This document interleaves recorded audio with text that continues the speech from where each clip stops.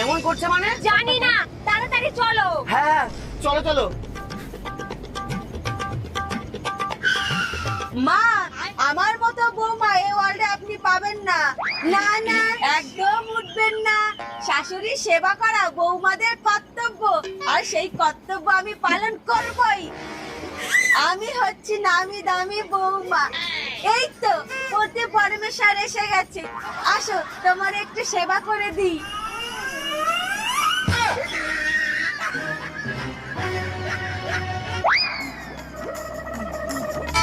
ও কি খেয়েছে রে? এই যে এইটা খেয়েছি, বেশ করেছি। বেশ করেছো। হ্যাঁ, বেশ করেছো।